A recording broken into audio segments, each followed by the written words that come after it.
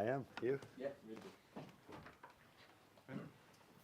Arne, I appreciate it's early, but how worthy a candidate is Mo Salah to win the Ballon d'Or? I should probably throw Virgil van Dijk into that, but the reason we speak about Mo is because his numbers are so high at the moment. So what do you think?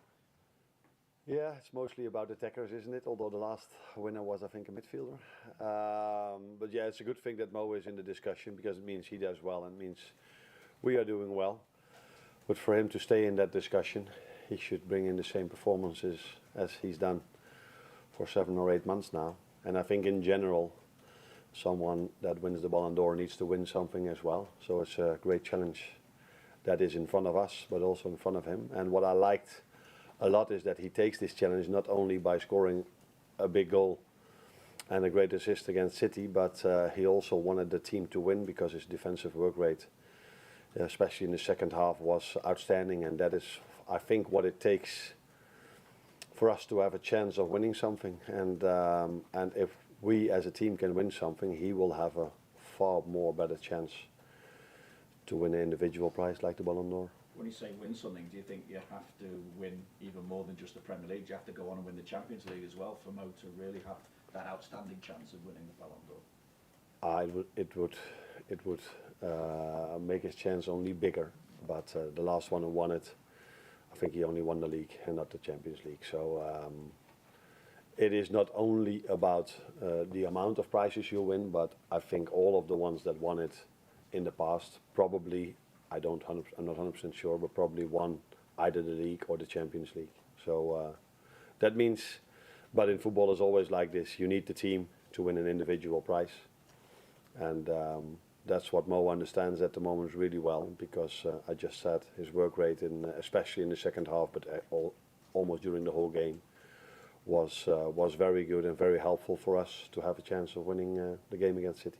With regard to the title race now, though, how do you enforce the message that it's not over until it is over? I don't think I need even to enforce that message, because these are the players that played, and I know the Forest fans are going to like me saying this again, but these players played the Forest home game, these players played the Fulham home game, these same players played the Manchester United home game, and the same players played Newcastle away, which was a very difficult game for us, 2 times being a goal down, then being one goal up, and eventually drawing it to 3-3.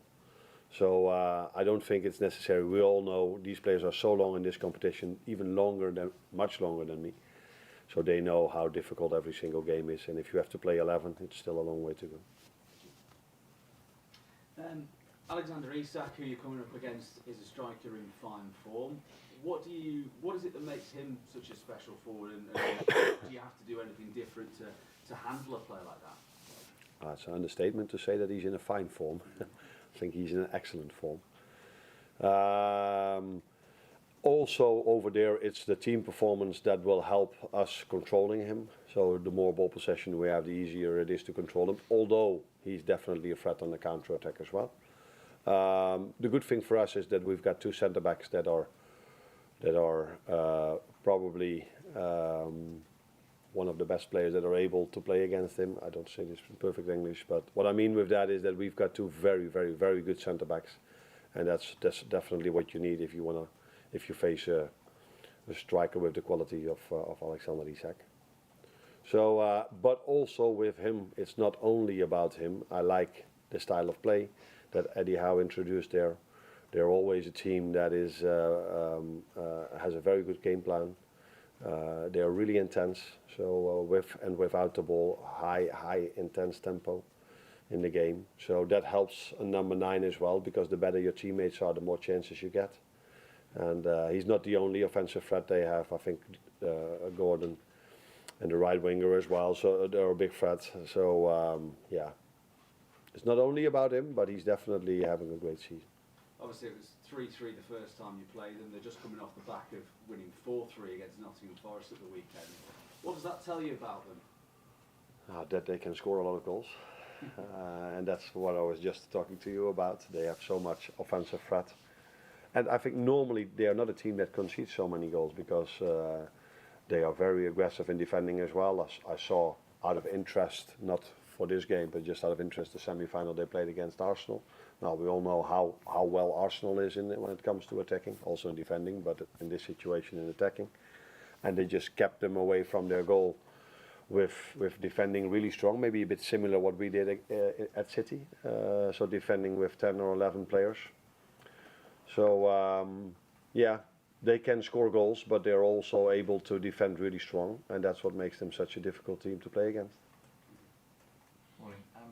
The numbers that Mo is putting up in terms of goals and assists at the moment, breaking all sorts of records. Is he now at sort of peak Ronaldo, Messi level? It's so difficult to compare players with each other, and it's not fair to anyone. I think Mo has his own career, and Mo has been outstanding. Messi and Ronaldo both didn't play the Premier League, but I don't want to bring them down because these two players are incredible, but that makes the comparison maybe even more difficult. So Mo has had some outstanding seasons here at Liverpool, and we hope he can continue this for a longer period of time. But to do that, he first has to extend his contract, of course. And you guys don't ask me about that anymore, so that's a positive thing. This is obviously the final Premier League game of that run of 5 and 15 days, before a few days at least off.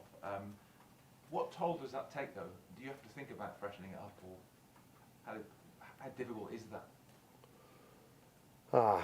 I'm not so sure if it is difficult,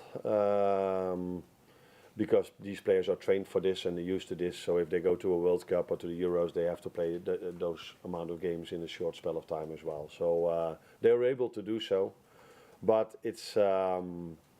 I sometimes feel like if we have one gap in between and the game starts, I'm like, they're not as aggressive as they were. So they're in a certain rhythm, and they've shown this season many times already that they're able to. But it was the reason why I changed my lineup against Plymouth so drastically, because I don't think you can do this for a whole season. So you need to have once in every 4 or 5 weeks a normal week, and what I call a normal week is 2 games in a week instead of 3 games in a week. Of course, that hurt us in the FA Cup, but it also means that these players are now able to play 5 games in a row at the highest possible level. Carl? On Sunday, just going back to Mo, he spoke about the need to win a second Premier League title. All professional athletes are competitive and driven, but what is it about Mo that you've noticed that drives him? That's the best question to ask himself. What drives him the most? But what I see is a top professional, not only what you guys see on the pitch, but he comes in early, works so hard on his body. And sometimes I get to see a few Instagrams, and I think that he works even at home as well. So if I see how much work they put in over here, and then to do something extra at home, I think he found the balance for himself to get the best out of himself. That's also what comes with experience. With playing so many games at the highest level, he knows now what to do to treat his body in the best possible way, and for him to get the performances in that he does. But he's not the only one. I see everyone in this building works so hard, and I'm talking about the players now first, to get the best out of themselves. But all the staff members work incredibly hard as well. So we're going to go today, it's February now, and we again have 3 pitches over here that are perfectly ready for us to train in the best possible circumstances. So it's not only about the players that put a lot of effort in to get the best out of themselves. It's the whole building and all the people that work here to get the best out of the players as well. And on his form, you sort of asked for this, but his form, does it make it easier for the club to extend his contract, or more difficult because of how well he's doing, in your opinion? You can look at it in both ways. You can say, yeah, the better he does, the more expensive he might become. And the worst, if he would do really worse, we have second thoughts if we wanted to extend his contract. So I think for everyone it's the best that he brings in the performances he does now. Maybe only for the one that has to pay him, it's not the best. But for everyone else, it's the best. Because if you want to play at this club, you need to be at his level. Otherwise, yeah, probably you are almost useless to play at this club, because we only need players that are at the top of their game, because this is one of the best or the best club in the world to play for. So yeah, he needs to have these performances for him to play here, and hopefully to extend here. Any more for the Vickers? Will? Is there any more on Conor Bradley, Arne, and Lex McAllister? Looked like he has a black eye. Is he going to be all right? Yeah. Yeah, I think he will. I think he will. He will train with us today. Connor doesn't. He's out for a few weeks, so I cannot exactly tell how many. But it's clear that he went off with a muscle injury, and that's going to take a while before he's back. Thank you. Thanks, Arne. Yeah. Thanks. Okay.